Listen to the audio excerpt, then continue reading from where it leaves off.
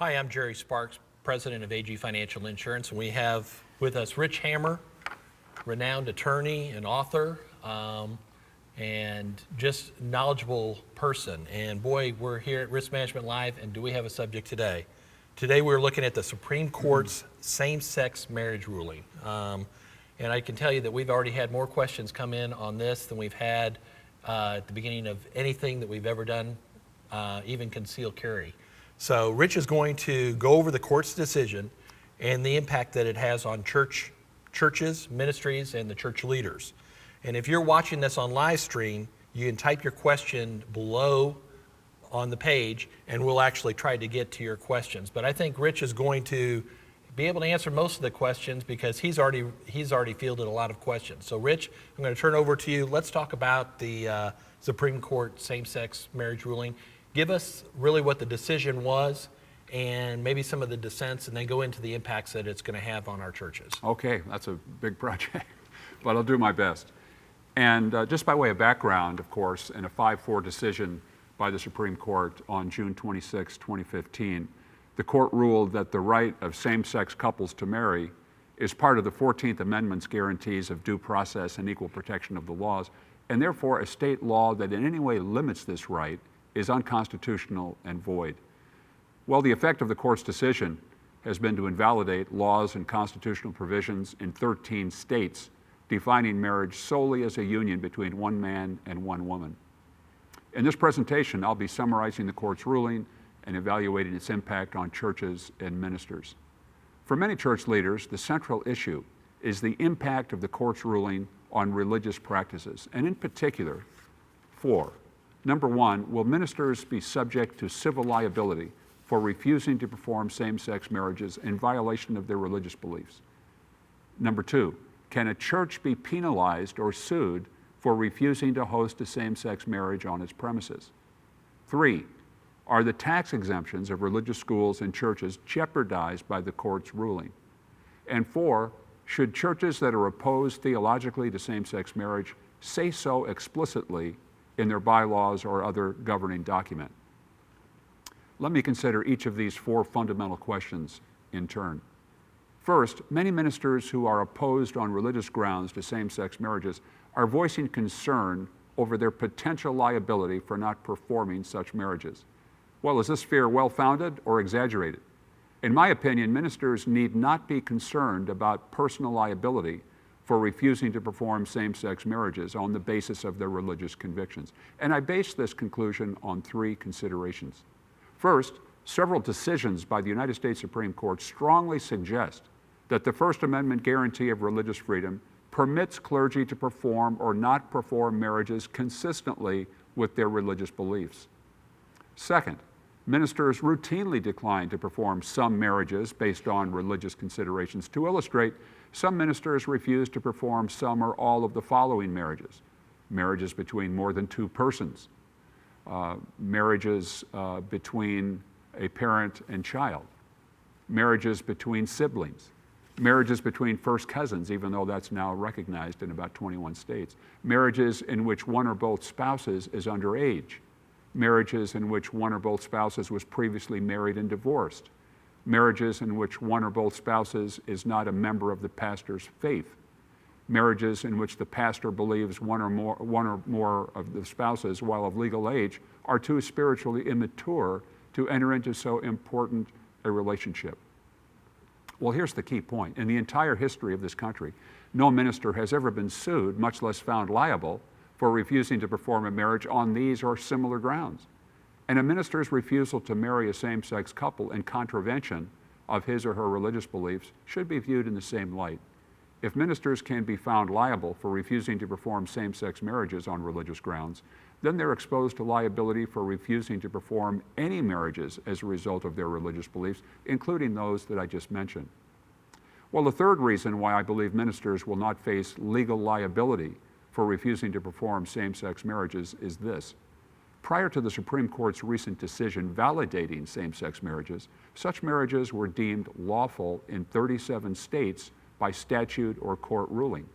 According to Chief Justice John Roberts' dissenting opinion in the same-sex marriage case, legislators in every state that has adopted same-sex marriage included accommodations for religious practice in their law, meaning that the right of ministers to marry or not marry couples on the basis of theological considerations was expressly recognized in these 37 states. Unfortunately, the Supreme Court did not include a similar provision in its same-sex marriage ruling, but the fact that all state legislatures did so is strong evidence of the constitutionally protected authority of clergy to choose who they will or will not marry based on their theological beliefs.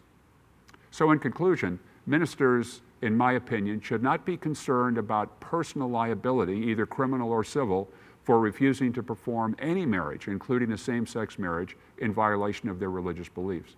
Yes, same-sex couples now have a constitutional right to marry, but the same Constitution protects the free exercise of religion. And perhaps the most fundamental expression of this right is the unfettered freedom of clergy to perform the sacerdotal functions of their faith, including marriage, consistently with their religious convictions.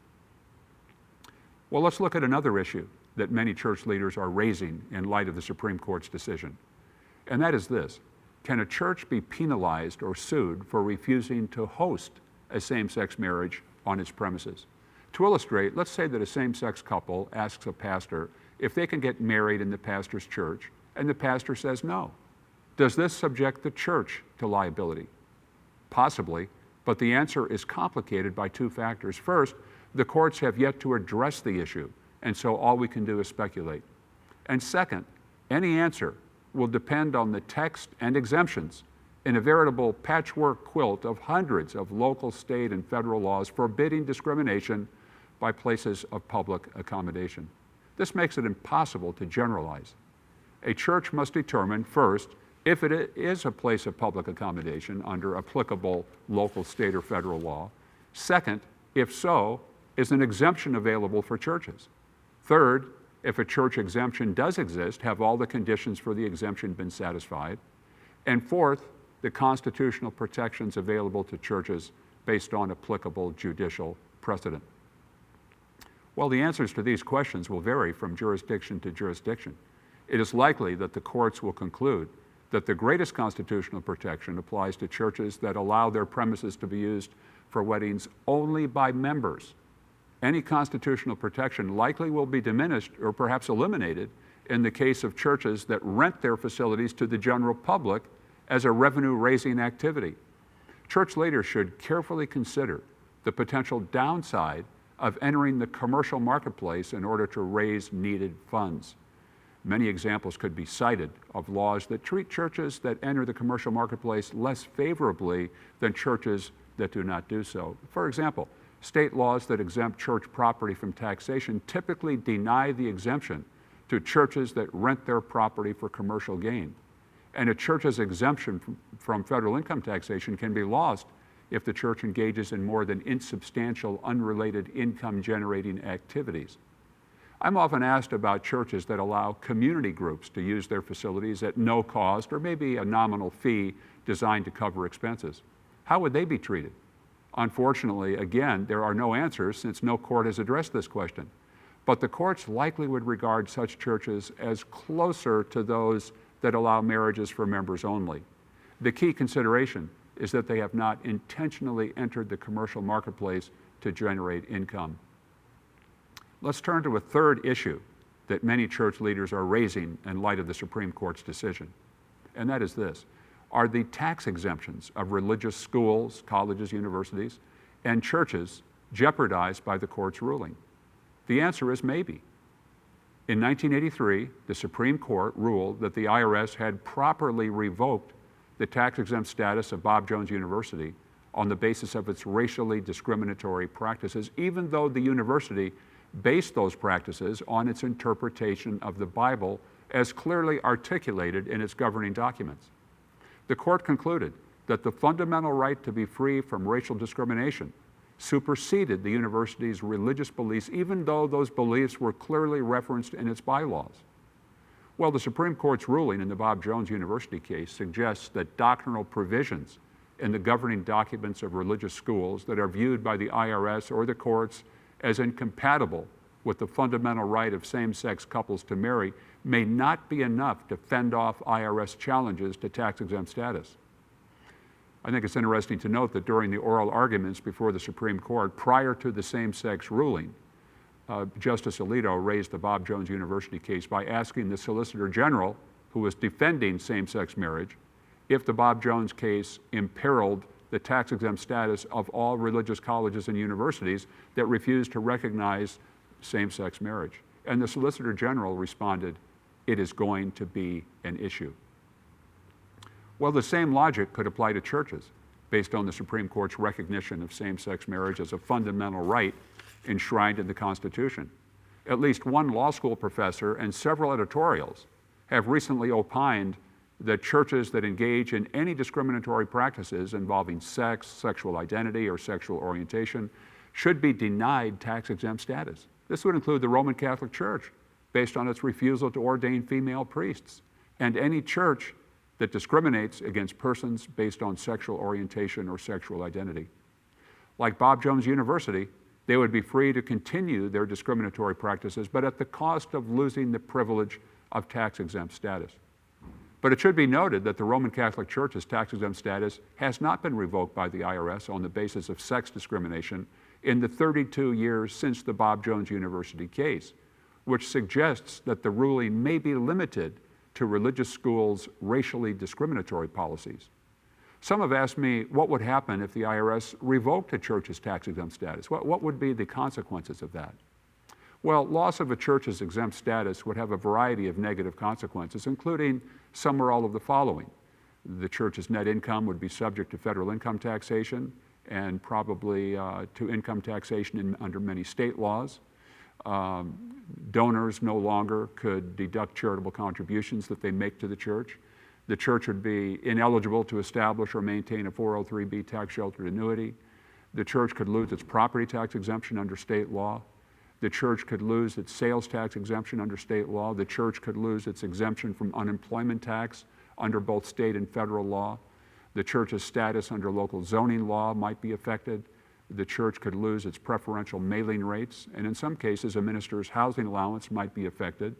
The significant protections available to churches under the Church Audit Procedures Act would not apply. So clearly, any activity that jeopardizes a church's tax-exempt status is something that must be taken seriously. Well, let's look at a fourth issue that many church leaders are raising in light of the Supreme Court's decision, and that is whether churches that are doctrinally opposed to same-sex marriage should be amending their bylaws or other governing document. Many who are opposed to same-sex marriage are imploring churches to amend their bylaws to insert a provision defining marriage as exclusively a union between one man and one woman. While such an amendment is not inappropriate, it may be unnecessary, redundant, or ineffective for the following three reasons. First, many church governing documents already contain provisions that provide a theological basis for the church's definition of marriage. Second, bylaws are rules of internal governance and administration, and so a provision defining marriage would be out of place. A policy manual would be a better place for a marriage policy. Third, and most importantly, a bylaw amendment adding a marriage policy to a church's bylaws is no guarantee of protection, since it might be ignored by an activist court. As we saw a moment ago, the Supreme Court ruled in 1983 that the IRS had properly revoked the tax-exempt status of Bob Jones University on the basis of its racially discriminatory practices, even though the university based those practices on biblical grounds that were clearly referenced in its governing documents. And this suggests that bylaw amendments are no guarantee of protection.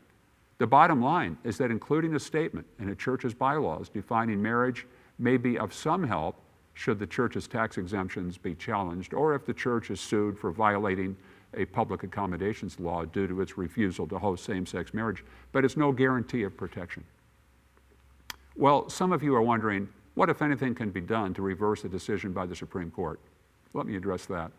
A Supreme Court ruling may be reversed, but this has proven very difficult throughout our nation's history. First, the court can itself reverse one of its decisions in a future case. I don't see this happening with the same-sex marriage ruling in the foreseeable future. Second, a Supreme Court ruling can be essentially reversed by an amendment to the United States Constitution. But the amendment process is arduous, and it's happened only 27 times in our nation's history. It requires a 2/3 vote of both houses of Congress, followed by a vote of 3/4 of the state legislatures. The bottom line is that neither option has a good chance of success. Note that on the eve of the court's same-sex marriage ruling, 37 states recognize same-sex marriage, so it's almost inconceivable that 3/4 of those same state legislatures would endorse an amendment defining marriage solely as a union between one man and one woman. Another option many are pushing is the First Amendment Defense Act that has been introduced in Congress. This bill, if enacted, would bar the federal government from taking any discriminatory action against a person or organization that is opposed to same-sex marriage on either moral or religious grounds. The bill defines discriminatory action to include revocation of tax exemptions, denial of charitable contributions, and it also includes withholding any federal financial assistance that otherwise would be available, and this probably would include financial assistance to religious colleges and universities. One final point. Some have suggested that the court's ruling paves the way for polygamous marriage. Chief Justice Roberts addressed this directly in his dissenting opinion. He noted that it was striking how much of the court's opinion and reasoning would apply to a claim for recognition of plural marriage. As is often the case with high-profile cases, there are numerous collateral issues that will need to be resolved by future litigation. This makes it important to stay up to date with legislative and judicial developments. I will be monitoring these developments and will be providing additional clarification when warranted. Jerry, back to you.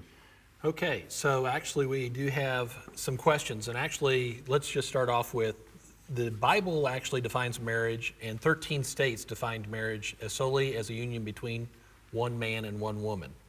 So there is a difference in definition now, it looks like, with this court case versus the 13 states in the Bible. So is there a difference between, give us the difference that the courts are looking at between like a civil marriage and a religious marriage? Yes, well, that's an important distinction. Many courts have commented on this, and many state legislatures have done so too. And the fact is, virtually all state marriage laws say that marriages can be based on or performed in accordance with the religious beliefs of the minister or the church that may be involved. Some marriages are done before civil magistrates, that's fine. But marriages can also be solemnized by ministers. And when that happens, that can be consistently with the church's doctrine. So the fact that maybe same-sex marriage is permitted in your state doesn't mean that a pastor has to perform same-sex marriage. It just adds same-sex marriage to the category of marriages that are recognized by the state, and that includes marriages consistent with the religious beliefs of the particular church. So churches that are opposed to same-sex marriage are free to maintain their religious marriages, and those may or may not, follow state law. So, for example, in many cases, Jerry, couples will come to a minister who are not married and ask to have a religious marriage, ignoring state law, which requires licenses, recording of a certificate of marriage, et cetera, et cetera. There are many formalities involved in a civil marriage. And in a true religious marriage, those are not followed. You just have a religious marriage before your church. You ignore the state requirements. That is usually done for tax purposes. Increasing Social Security benefits, et cetera. And I generally tell pastors, I personally would have a problem performing a marriage where two people want a religious, non-civil marriage solely for tax purposes. I think that bastardizes the whole concept of marriage. And so another definition of religious marriage is where the couple gets married in the church, but they comply with the formalities, the license, the certificate, the notification requirements. And these marriages are fully deemed to be legal for civil purposes. And I think that's very important. It legitimizes children. It generally can result in some cases, less taxes being paid. Not that that's the ultimate consideration. But I think I've written a number of articles on this issue, and I've come up with a list of about 15 consequences, legal consequences, tax consequences, of having a purely religious marriage, not complying with civil requirements. And many of these are very negative. And so I often tell ministers, be sure that you don't even consider entering into such a union or performing such a marriage without advising the couple as to these consequences. A lot of religious schools ban sex before marriage, homosexuality, and that sort of stuff. Should they be concerned about losing their accreditation or tax-exempt status if they still do not allow this happening with this ruling? Does this ruling have an effect on that at all? Yes, it does. And that was alluded to by a couple of the dissenting opinions, including Chief Justice Roberts. I think religious colleges and universities that are conservative in their theology and that are opposed to same-sex marriage, perhaps to homosexuality in general, they face a couple of impediments going forward, a couple of challenges. And those would include loss of tax-exempt status. And as we've seen, the Bob Jones University case could be cited as potential precedent for that. Number two is the loss of accreditation. These regional accrediting bodies are suggesting that these schools, and there are hundreds of religious affiliated schools, should perhaps not receive accreditation because of their discriminatory policies regarding same-sex marriage. And then number three would be the loss of federal financial assistance under various federal programs that really are the lifeblood for higher education. And for a church-affiliated school to lose its federal financial assistance would be fatal. To lose its accreditation would be fatal. To lose its tax-exempt status, in most cases, would be fatal. So these are the three major obstacles that I think are unleashed by the Supreme Court's ruling. That, by the way, is what this legislation, the First Amendment Defense Act that's been introduced in Congress, as I mentioned a moment ago, would seek to do, would prevent tax-exempt status from being jeopardized or lost because of a religious school's definition of marriage that would reject same-sex marriage. And it would prevent the federal government from denying federal financial assistance on the same grounds. So these are existential threats to religious higher education. And there will be challenges, I'm sure, in the very near future that will work their way through the courts. I'll be reporting on all developments, of course, in various venues, including my church law and tax report newsletter. Another question. A lot of churches and ministries may have some for-profit section, like a coffee shop, snack shop, that sort of stuff. So can they still discriminate in hiring and make it somebody that is a member, or not hiring somebody because of because they are a homosexual? Mm-hmm. Can they discriminate against that for that section? Because there's a lot of, there's a lot of people that are wondering yes. If that will be in jeopardy. Well, that's an issue that was not addressed by the court's ruling directly. Indirectly, perhaps the Supreme Court same-sex marriage ruling adds some support to those who complain that churches should not be free to discriminate in employment on the basis of sexual orientation. I will point out that Title VII of the Civil Rights Act of 1964, which prohibits employers with 15 or more employees from discriminating on several grounds in employment, does permit religious organizations to discriminate in hiring, in employment, on the basis of religion.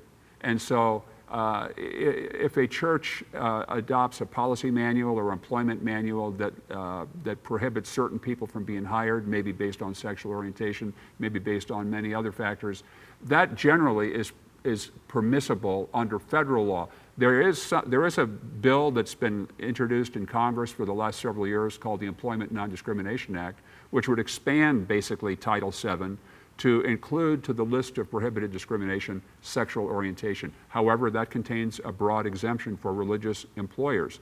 So, but you also have to consider state and even local legislation in this regard. And as I said before, it's a veritable patchwork quilt of laws you need to look at. And so I gave you that 4-point checklist a few minutes ago.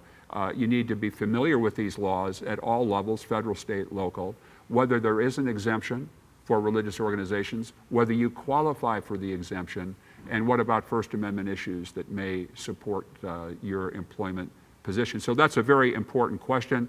Again, I think we're going to start seeing litigation that will help clarify this, but for the time being, I think the law is clear that certainly under federal law, there's no penalty for a church that in its employment decisions wants to implement its understanding of Scripture. I will say this, that there have been a number of these cases before the federal courts over the last 20 or 30 years, and the courts have also said this: while churches may be free to impose their biblical standards on their staff, their employees, they have to do so consistently. So there have been a number of cases, for example, where a church terminates a female employee for extramarital sexual relations, maybe pregnancy out of wedlock, and that person sues the church for sex discrimination. Churches are not exempt from sex discrimination. And the church says, hey, we're free to apply our biblical standards of conduct. And the courts have said, yes, you are, but not in a way that discriminates against a protected class such as females. And so the question in those cases is, has the church applied its doctrinal position consistently? And the fact is, as long as you are consistent in the application and enforcement, the implementation of your biblical standards of morality and conduct for employees, you have significant protection. But if you start treating people differently, some more favorably than others, based on status, such as gender, males are treated more favorably than females, it's over. You're going to lose that case. So yes, churches are free to apply their biblical standards to employees, but they must do so with strict neutrality and consistency. There are many denominations that have adoption facilities and do foster children. And I know that there's a Michigan law that says adoption agencies can refuse to allow same-sex adoptions if they have a religious objection to do so. Does this Supreme Court ruling affect all those ministries and all those denominations that will have those types of facilities when it comes to allowing, since gay couples now have a fundamental right to marry, do you think that will be extended to them having a fundamental right to adopt or to foster children? I do, and Chief Justice Roberts, in his dissenting opinion in the same-sex marriage case, makes this very point. Again, we have to await future litigation, but I'm sure that litigation will be launched in the very near future. And all these social service agencies, church-related adoption, for example, I think the same-sex marriage ruling gives credibility and gives authority for the proposition that these agencies, even though they're church-related, should not be able to discriminate on the basis of sexual orientation. And in fact, the Catholic Church, I know, has closed some of these agencies rather than submit to these rules. Well, I know that this is probably not the last that we've heard from the Supreme Court in regards to this subject. And the United States has changed its position in regards to how this is affected. I was reading an article that says for longtime supporters of gay marriage, the U.S., for longtime supporters of gay marriage, they were in a minority.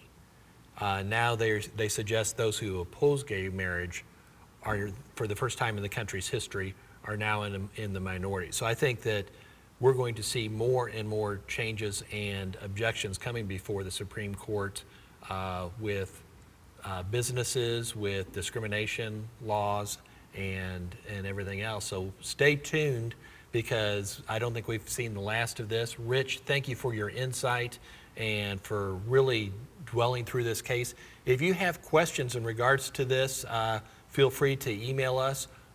We'll try to get answers to you. Rich, really appreciate your time and your expertise. Thank you, Jerry. Thanks, Rich. Okay.